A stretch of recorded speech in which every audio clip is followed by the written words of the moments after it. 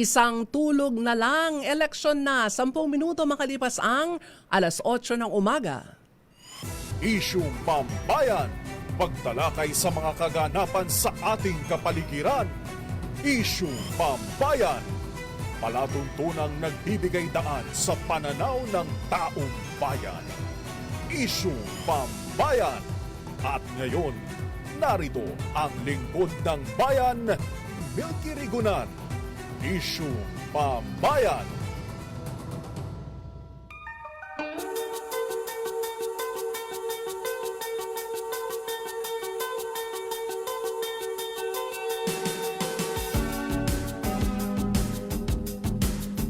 Handa na ba ang inyong mga listahan? Maaga ba kayong pupunta sa mga polling precinct o bandang hapon na dahil mainit? At sa mga kakandidato, bawal na po yung mga last minute na pangangampanya yung araw po ng Sunday. Kahapon po ang last day ng kampanya. At sana po ay maging maayos, matahimik ang resulta ng 2025 midterm elections. Ako po si Milky Rigunan. Samahan po ninyo hanggang alas 9 ng umaga. Ngayon pong araw po ng Sunday, sabi ko nga ay bisperas ng 2025 midterm election. Ngayon po ay May 11, 2025. Sana po ay maganda ang gising nating lahat. Kinakabahan na ba ang mga kandidato natin? Sana ay tanggapin kung talo-talo. Meron pa naman after 3 years, may pagkakataon pa po kayong kumandidato ulit. Hindi po nagtatapos ang buhay ng mga politiko sa pagkatalo sa isang eleksyon. Actually, yung mga natatalo, naghahanda na uli. Tatanungin, okay lang ba uli susunod na eleksyon? Maghanda na uli tayo. Yung mga kakilala kong politiko noong natalo, noong nakaraang presidential, sabihin na natin national election, abay inassess nila ang inassess nila yung ano ba ang pagkukulang natin? Yung team nila, ano ba ang pagkukulang? O ngayon, alam na natin kung ano yung mga pagkukulang, mga pagkakamali natin noong nakalipas na kampanya. Kung kakandidato uli ang kanilang principal, ang kanilang bossing, at least alam na nila kung ano yung gagawin kapag kumandidato uli sa susunod na halalan. At kumusta po? Kumusta po ang mga teacher natin na magsisilbi po sa mga polling precincts? Alas 7 po magbubukas ang mga presinto ho natin. Pero ang atin pong mga persons with disability, senior citizens, at mga buntis, as early as 5 a.m. pwede na ho kayong bumoto. 5 to 7. Pero kung kayo naman po ay hindi nakarating between that time, sa oras mo na aking nabanggit, 5 to 7 in the morning, ay pwede ho kayong bumoto ulit sa normal na oras po hanggang alas 7 po yan ng gabi. At sana totoo yung yung sinasabi po ng COMELEC na merong mga silang espesyal na lugar para ho lalo na sa mga nakatatanda. Yung atin po mga public schools, kung minsan ay meron ho sila mga second floor na pagkataas-taas, wag na hong papuntahin doon si lolo at lola o kaya ay si nanay na buntis o kaya yung atin pong mga kababayan na may kapansanan. Ang sabi ho ng COMELEC, meron ho sila mga designated rooms para ho sa mga vulnerable sector. Yung mga nabanggit ho natin na mga nakatatanda, mga buntis, at syempre yung may mga kapansanan. Kaya maging maayos sana ang resulta ng ating eleksyon. Simula po yan bukas. At syempre, hindi pa huli ang DCRA. Maaga pa lang ho ay kami ho ay meron ng special coverage kaugnay ng Desisyon 2025. At preempted lahat po ng aming mga programa para bigyang daan ang aming coverage kaugnay ng halalan bukas. Hindi pa man nagbubukas ang mga presinto, andun na ang mga reporter natin ng DZRH News Team. At ang ating mga anchor ay mula madaling araw o hating gabi pa lang hanggang matapos po ang eleksyon. Ay i-cover po yan ng DZRH Special Report at special coverage. At kasama po ang pinakamalalaking pangalan sa radio broadcast, sina Kuya Angelo Palmones, of course, Anthony Taberna at Jerry Baha, at syempre ang nag-iisang lakay, Deo Macalma. Sa special coverage ng DZRH, kaugnay po ng Desisyon 2025. Ako po ay magbo-board work ng alas 8 ng umaga bukas hanggang alas 10 ng umaga. Kasama ko naman ang Wonder Woman ng Operation Tulong na si May Binauhan. At welcome po ang ating mga SOCMED reporters, ibig sabihin mga netizen. Kung meron ho kayong napansin na hindi maganda sa inyo pong mga polling precinct, na tingin nyo po ay paglabag sa mga regulasyon ng Commission on Election, ay ipadala nyo po sa amin ang video o kuya yung mga kaukulang impormasyon. At syempre, naku, wag hong magdamdam, wag hong kumbaga ay magtampo. Gusto kong batiin Luzon, Visayas, Mindanao at sa abroad, anuman pong oras sa mga bansang inyong kinaroroonan. Happy Mother's Day! Happy Mother's Day po sa lahat. Sa mga stay-at-home moms, sa mga working mom, sa mga single mom, at higit sa lahat, ang ating mga mommy na mga OFW at nanay na tatay pa. Happy Mother's Day po sa inyo. At syempre may mga paalala ho tayo ngayong nalalapit na eleksyon. Bukas na po yan kaya meron pa rin ho tayo mga paalala. Mamaya meron ho tayo makakausap mula sa PPCRV.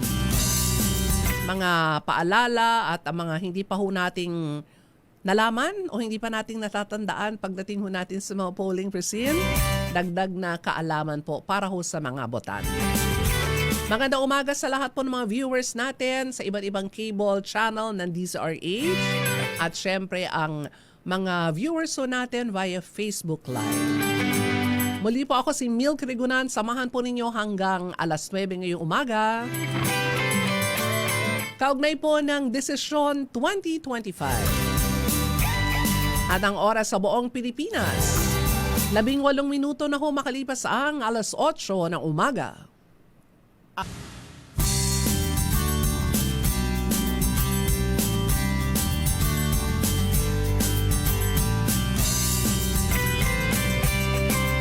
Oras sa buong Pilipinas, 8:22 ng umaga.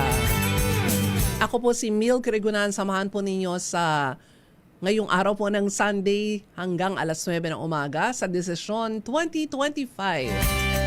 At para paalalahanan po ang lahat po ng ating mga botante na alam kong maghahanda ng maaga, iiwas sa sobrang init ng panahon para po makapunta sa kanilang mga polling precinct at bumoto. At isa po ito sa mga matagal ng election watchdog ng atin pong bansa, katuwang ng Commission on Election. At nasa linya po natin ang National Coordinator ng PPCRV o ang Parish Pastoral Council for Responsible Voting, si Dr. Arwin Serrano. Doc Arwin, magandang umaga. Si Milky po. Magandang umaga rin, Milky, at sa ating mga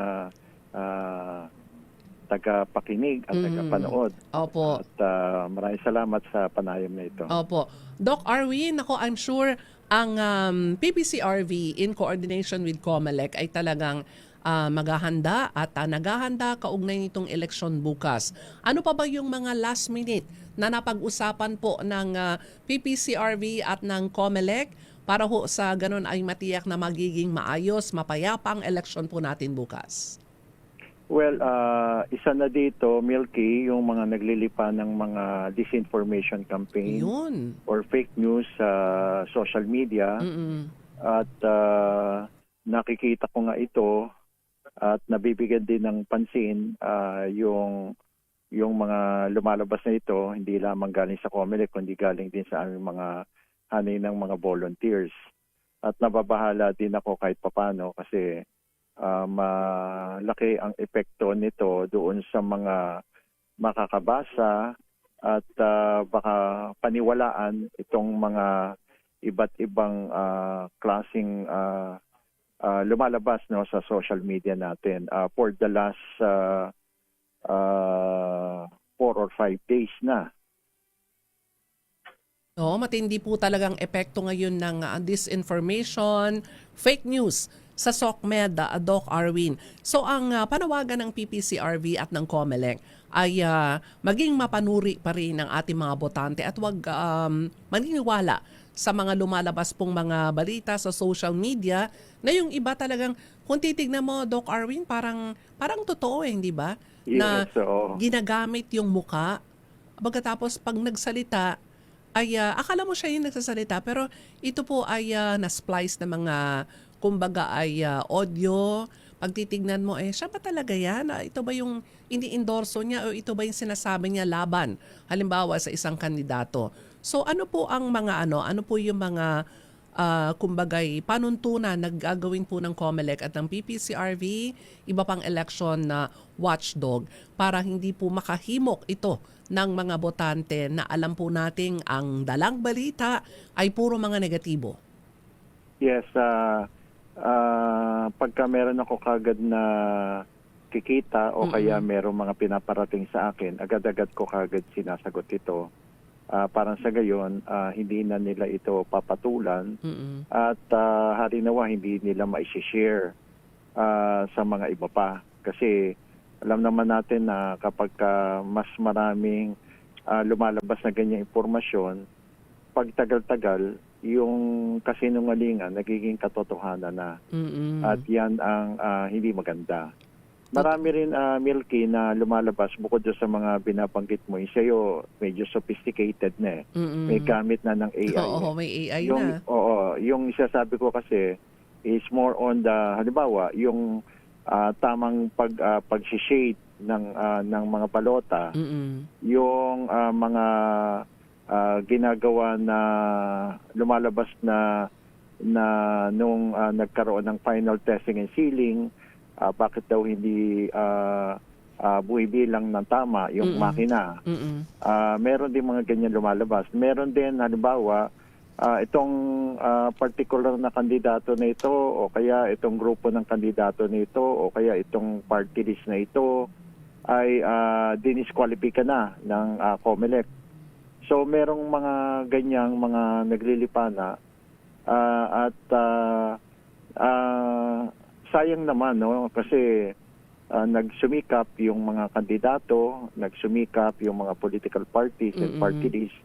Pagkatapos bago ilang araw bago maghalalan ay maglalabas ng mga ganitong mga maling mga impormasyon at yun nga fake news talaga.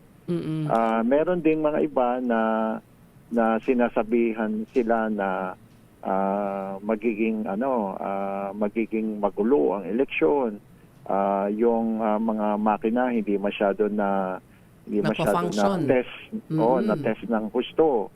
Yang mga yan nakakaapekto rin yan doon sa kumpiyansa ng mga botante at doon sa paniniwala ng mga kababayan natin na pinaghandaan talaga ito ng gusto at hindi ito parang pagka huling araw ay bigla mo lang na sisiraan at ang purpose ay para malito at mawala ng kumpiyansa at kredibilidad yung magiging resulta ng halalan. Yan ay hindi magiging maganda doon sa napakahabang panahon ng preparasyon, and then sa mga ganitong mga iglap ay parang Masisira. apektuhan mo na talaga ng sobra. Nababanggit mo yan, Doc Arwin, kasi ang pinakahuli na biktima ng fake news, disinformation, yung party list, hindi ba pwede ko banggitin? Bayan muna na ang sabi ay disqualified daw sila. Marami pang ilang mga party list group, ilang mga kandidato ang sinasabi. So ito po ay, sabi nga ni Doc Arwin, ay hindi totoo. At kung meron mang i-disqualify, magmumula po yan mismo sa tanggapan ng Commission on Election. Yes, at sa aking pagkakaalam, wala nang lumabas pa na additional disqualification either sa isang kandidato o sa isang party list. At itong mga itong mga anunsyo na ito ay hindi maganda at hindi patas. So dapat na sabihan agad na ito ay mali, ito ay kasinungalingan. Kasi kung hindi, baka nga paniwalaan na totoo na nga yung mga ganong mga paratang o kaya ganong mga anunsyo sa lalo na sa social media. Ako, dapat talaga maging mapanuri ang ating mga botante. Kaya nga naisip ko si Doc Arwin ngayon, paalala sa ating mga botante na pupunta bukas sa mga polling precinct. Ito ang tatanong ko sa iyo, Doc Arwin, bago tayo mag-pause for a commercial break. Ang mga Gen Z, millennial, malaking porsyento ng mga botante ng midterm election. Ito ba ay magiging masasabi nating game changer sa resulta ng 2025 midterm election? Sila ba ay sapat na alam yung magiging resulta o kaya ipagpili ng mga kandidato, o nadadala rin sila sa mga napapanood sa SOCMED at nababasa? Mamaya po yan sa pagbabalik po ng Isyung Pambayan. Sa mga late tuner, ang atin pong panahon ngayong umaga, Dr. Arwin Serrano, ang National Coordinator ng PPCRV sa pagpapatuloy po ng Isyung Pambayan. Ako po si Mil Crigunan. Oras sa buong Pilipinas, alas 8:31 ng umaga.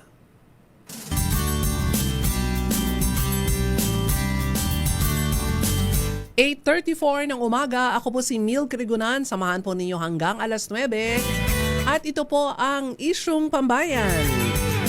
Bilang paghahanda po sa aming special coverage sa Desisyon 2025, ay nagbibigay po kami ng mga impormasyon sa atin pong mga botante para tayo po ay makaiwas sa fake news at maging tayo responsable sa atin pong nababasa sa social media at napapanood, lalong-lalo na.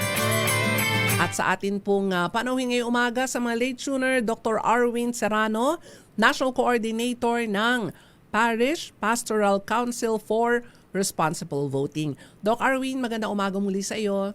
Magandang umaga. Opo. At, sasagutin ko na ho ba yung, Ayan. yung iniwan question? Unang-una, Doc doon sa Arwin. yes. Opo. Ilan po ba ang porsyento ng mga Gen Z, mga millennial, mga kabataan doon sa kabuang bilang ng mga botante po natin ngayon? Okay. Kung ang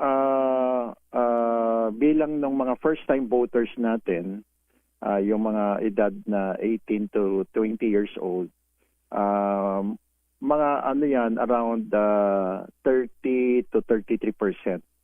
Kung mga 18 to 25 years old, mga abot na yan ng mga 35%. Kung mga hanggang mga 39 years of age, abot na yan ng mga almost 40%. So, safe to say, Doc Arwin, na halos 50-60%, di ba? Mga nakababata na mga botante. Yes, mas marami yung mga yung mga below 60 years old pababa, mas nakakarami sila kumpara doon sa mga senior citizens na boboto ngayong bukas, no? At talagang napakalaki ng porsyento at napaka ganda sana kung ang ating mga kabataan ay mag-aalay ng isang matalinong boto.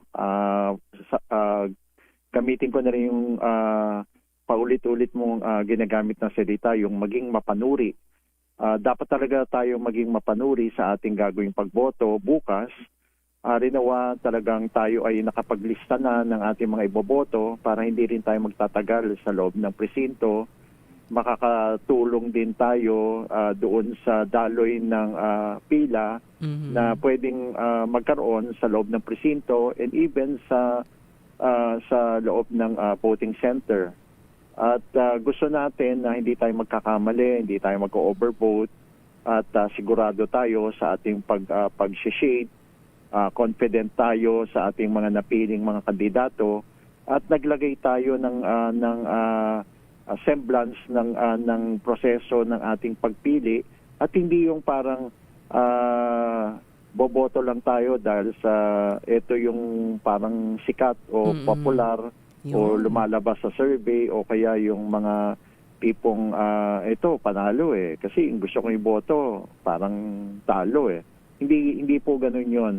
Dapat po sarili po natin ang ating pong ginawang proseso, sarili po natin yung ating gagawing desisyon at iisipin natin ang ating pagboto ay hindi lamang para sa kapakanan ng ating bansa or ng ating bayan, kundi lalo-lalo na sa mga bagong henerasyon itong ating mga kabataan. Totoo yan, Doc Arwin, kasi sabi ko nga, almost 60% kung ibabasa natin sa binanggit mo mga porsyento kanina, from Gen Z to millennials, ang laki ng porsyento nila. Sa pag-aaral po ba ng PPCRV at ng ilan pang election watchdog, ang mga kabataan ho kasi ngayon ay mapanuri ba?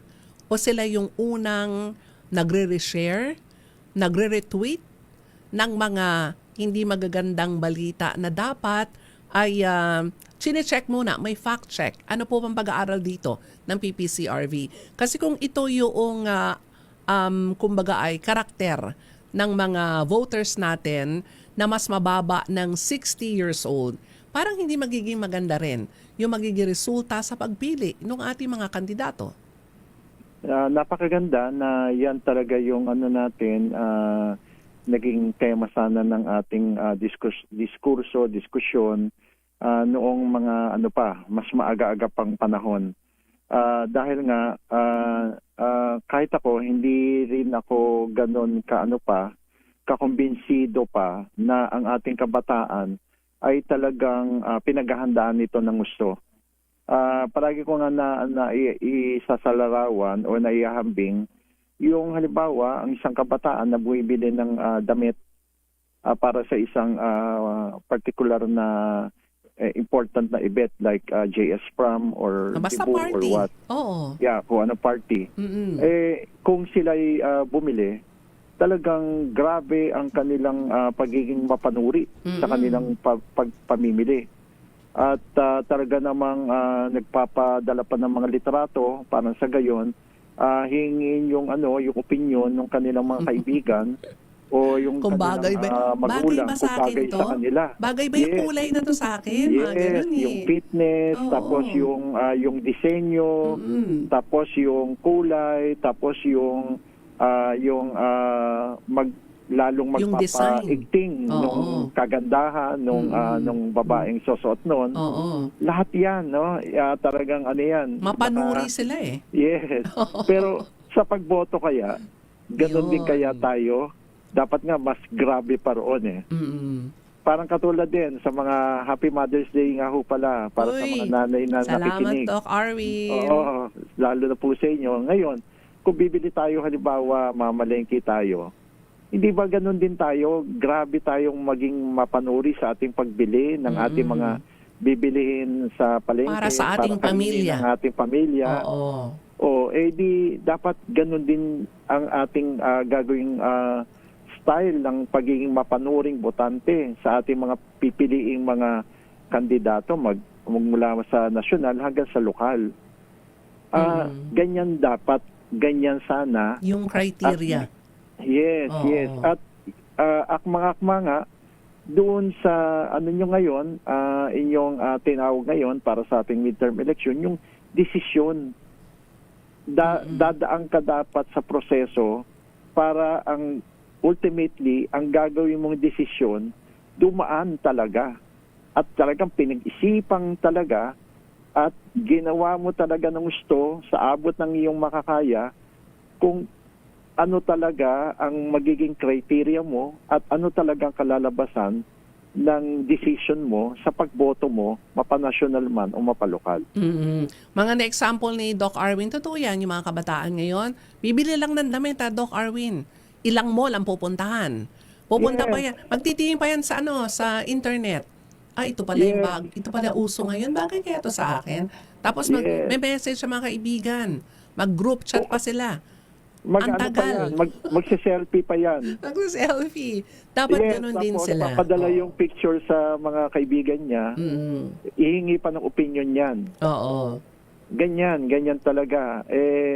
Dapat sana ganun din ang gagawin nila sa kanilang pagboto. O dapat yung ganyang ugali ngayon ng mga kabataan natin, mga millennial, pag magagalit tayo mga anak natin na nakikinig, dapat kung ganyan kayo kapanuri sa pagpili ng isusuot, pagkain, at kung ano pa man, ganyan din kayo maging mapanuri sa pagpili ng mga kandidato kasi ang laki na ng porsyento ng mga botante na puro mga kabataan ngayon. At sabi ko nga ito, ang game changer, di ba, Doc Arwin, sa magiging resulta, hindi lamang ng 2025 midterm election, kundi sa mga darating pang eleksyon. Kasi ang laki na ng populasyon ng mga kabataan. Kung magiging solido nga sila sa kanilang gagawing pag-alay ng matalinong boto, iba ang magiging mukha ng ating Senado. Iba ang magiging mukha ng ating Kongreso. Ay, nako. Iba ang magiging performance at ikikilos at gagawin ng ating mga nasa lokal na ehekutibo. Yun. Kasi mapapansin nila na iba na ang timplada ng ating mga botante, lalong-lalo na yung mga kabataang botante. Oo. Yes. Wag sanang padala sa pagsumayaw sa entablado. Paborito ko yan. Artista yan Boboto ko. Dapat wag ganun dapat hindi ganon ang mga kabataan natin, mga botante. But anyway, Doc Arwin, sa pagpunta halimbawa ni nanay, ni tatay, ni lola, at lalo na yung mga kabataan na pinag-uusapan natin, ano ba ang magiging muka ng presinto bukas sa pag-shade lalo na ng ating mga balota? Paano ba ang proseso, Doc Arwin? Alam kong paulit-ulit itong panawagan ng COMELEC at ng PPCRV at ilan pang election watchdog. Paalala muli sa iyo para sa ating mga botante. Okay lang. Kahit na maging sirang plaka kami, okay lang. Sige po. Una-una po, meron po tayong tinatawag na early voting hours mula alas 5 hanggang alas 7 ng umaga. Ito po ay dedicated para sa ating mga may kapansanan, nakatatanda at mga buntis na botante. Samantalahin po natin ito hanggat maaari dito sana tayo sa mga oras na ito bumoto. Parang sa gayon, pagdating ng alas 7 ng umaga, yung regular voting hours natin hanggang alas 7 ng gabi, kung meron mang mga nabanggit ko na kabilang sa vulnerable sector voters na tinatawag, ay konting-konti na lamang at kung pwede nga ay wala na kasi nakaboto na sila ng maaga. Kasi wala tayong makasabay na mga nagtatakbuhan, wala tayong makasabay na kuminsan nagbababad doon sa mga hagdanan at na talagang naapektuhan yung ating mga mababagal na mga kumilos na mga botante. Nagsisiksikan tuloy. Yes, samantalahin po natin itong 5 to 7 in the morning. Ngayon, doon naman sa ating mga kababaeng botante, mas mainam din talaga na maaga pa lang bumoto na tayo. Parang sa gayon, tapos na agad. Hindi na tayo yung parang magpapabanjing-banjing pa. Baka mamaya hindi nyo napapansin, ang bilis ng andar ng oras, mag-aalas 7 na tayo. pala. doon sa ating paghahanda para pumunta sa mga voting center at para bumoto. Ngayon, ang gusto ko rin na bigyan ng pansin, kung wala pa rin ho tayong listahan hanggang sa ngayon, talagang huli na po. Pero wag ho kayong mag-alala, pwede pa ho yan. Pagkatapos nyo makapakinig dito sa programa ni Milky, gumawa na po tayo ng listahan ng ating iboboto mula sa national hanggang sa lokal. Napakahalaga po yung mga local positions na pipila pa natin. Kasi ito po yung unang tutugon at unang madadama natin na mga serbisyo sa ating lugar, sa ating pamayanan. Kaya piliin natin talaga yung sa tingin natin ay karapat-dapat ng ating napakahalagang boto. Para sa ating mga iba pa na parang nag-iisip ng negatibo o kaya parang hindi yata sila confident ng gusto, wag po, kasi kailangan natin na maging mataas yung ating voters turnout. Usually, Milky, ang midterm election medyo mababa, medyo mababa siya kumpara sa isang presidential election. So, baguhin na natin ito. Pataasin natin yung voters turnout. Kung kinakailangan, mas mataas pa doon sa presidential election. Gawin natin mga 90% man lang kung kaya. Ikayatin natin yung bawat isa, miyembro ng pamilya na maging nabomoto sila at maging mapanuri sila sa kanilang gagawing pagboto. Ano po ang pagtaya ng PPCRV at ilan pang mga election watchdog batay sa inyong koordinasyon with COMELEC? Kailan po ba malalaman yung trend ng resulta ng boto? Let's say, senator party list at maging sa lokal? Okay. Dahil mabilis ang magiging transmission ng ating mga resulta sa bawat presinto at very transparent na talaga ngayon yung ating gagawing automated election, hindi lamang sa pagboto, hindi lamang sa pagbibigay ng mga dagdag na mga election returns at ganoon din sa mga dagdag na transmission servers. Most likely bago maghating gabi ay meron na yang kahit na papanong trend ng mga mangungunang mga matataas na boto ng ating mga senador. Para sa mga lokal, most likely mga ganyan din, mga bago mag 12 midnight and even mga 1 a.m. Medyo na natin yan. Makikita na natin talaga dyan yung wag lang yung parang medyo talagang dikdikan talaga. Pero yan, bago makamadaling araw niyan ng Martes ay alam na, niya yung mga resulta. Oo. Kaya rin ito, yung aming unofficial parallel count, tuloy-tuloy pa rin yan kahit na meron ng mga trend ng mga nanalo kasi pinaghandaan namin yan na almost 1 month ang operations namin dyan.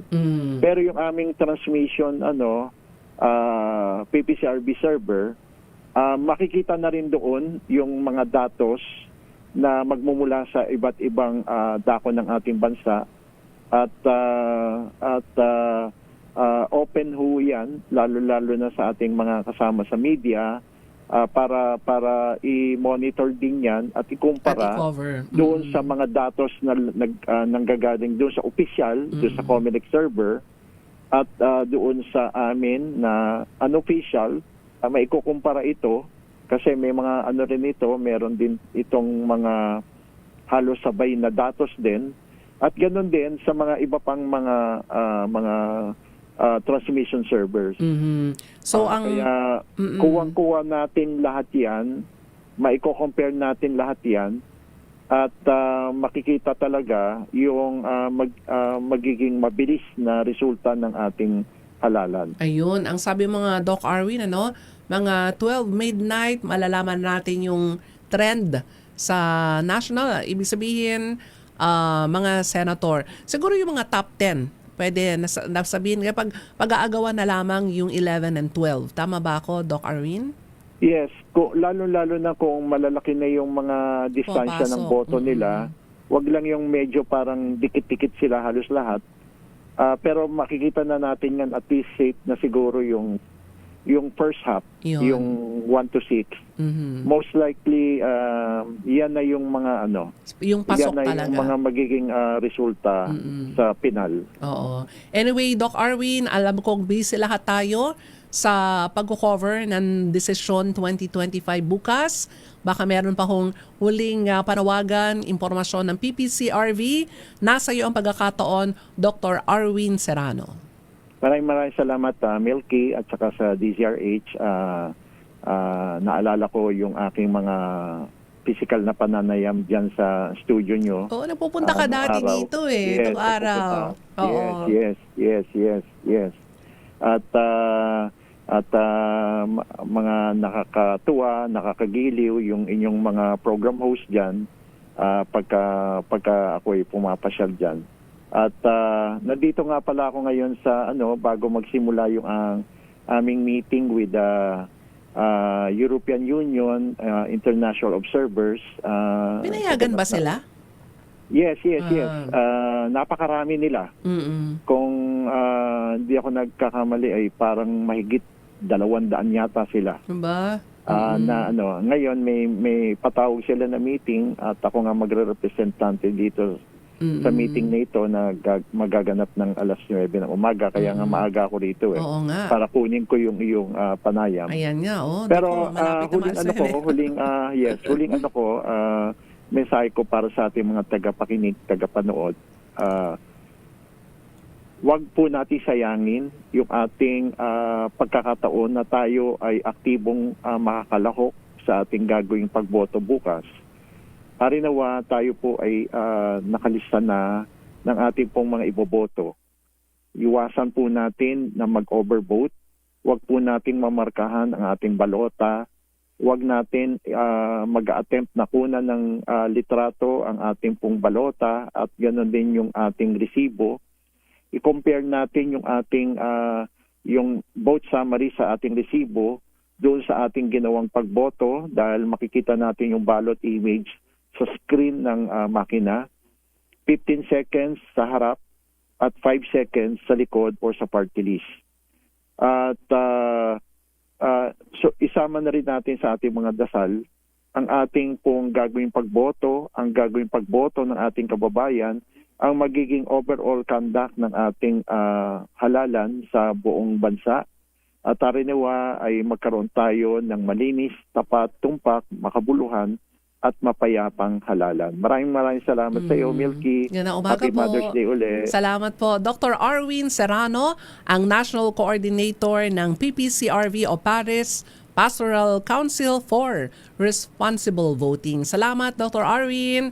At naway, God bless po. At naway maging maayos ang resulta ng eleksyon bukas.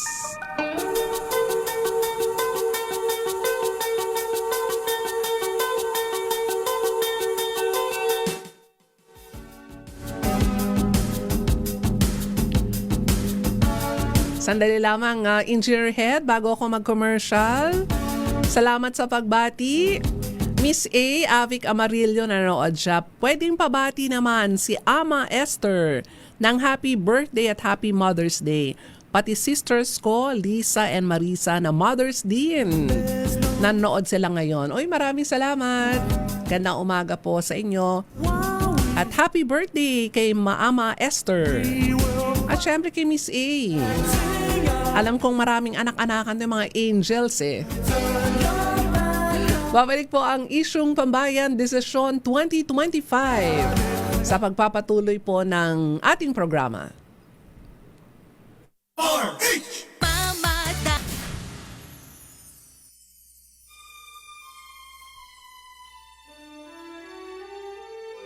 Para po yan sa lahat ng mga nanay, Luzon, Visayas, Mindanao. At syempre lahat po ng mga nanay na nasa iba't ibang panig po ng mundo. Kamusta po kayo? Sana'y di magmaliw ang dati kong araw. At syempre ang lahat po ng mabawati sa akin ng Happy Mother's Day. Salamat sa inyo. Sa piling Sagutin ko mamaya pagkatapos ng programa. Pero si Kong Ador Plato ng 6th District ng Bulacan. Hindi nagpapahuli. Gustong batiin din ng Happy Mother's Day si Ma'am Girly Plato. Ma'am, Happy Mother's Day. Ang pagbati mula kay Congressman Kaador Plato ng 6th District ng Bulacan. At sabi nga ni Miss A, nanonood daw ang kanyang buong pamilya sa bahay. Kamusta naman si Ma'am Camille Villar? Kamusta ka, Miss A? At syempre, lahat po ng mga nanay gusto ko pong batiin ng Happy Mother's Day. Lalo na po yung mga binanggit ko kanina ha, mga single mom, mga nanay na tatay pa, mga stay-at-home mom na napakahirap ng trabaho, 24/7, walang day off at alang sweldo. Pwede bang day off ngayon? At syempre, ang panawagan ho ng DCRH, kaugnay ng desisyon 2025, maging matalino po sa pagboto. At maganda yung panawagan kanina ha, ni Dr. Arwin Serrano ng PPCRV. At ang DCRH ay meron po kaming special coverage simula po actually mamayang gabi pa eh. At may mga special report din ho kami kaugnay ng eleksyon bukas. Hanggang bukas po sa ating special coverage. Ako po ay uupo ng alas 8 hanggang alas 10 ng umaga kasama naman si May Binauhan. At God willing, babalik po ako next Sunday sa Isyung Pambayan. Magandang umaga Luzon, Visayas, Mindanao. Magandang umaga Pilipinas. Ako po si Milk Rigunan. Una sa Pilipinas, una sa Pilipino. Oras sa buong Pilipinas, 4 na minuto makalipas ang alas 9 ng umaga.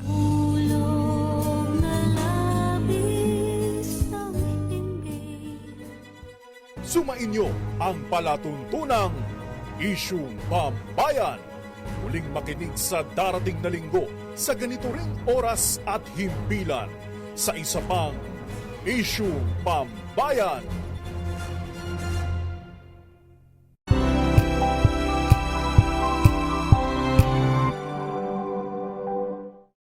Sa ika-12 ng Mayo, nakatakda ang araw ng botohan para sa 2025 national and local elections. At para maging handa, narito ang ilang mga paalala para sa maayos, mabilis at ligtas ninyong pagboto.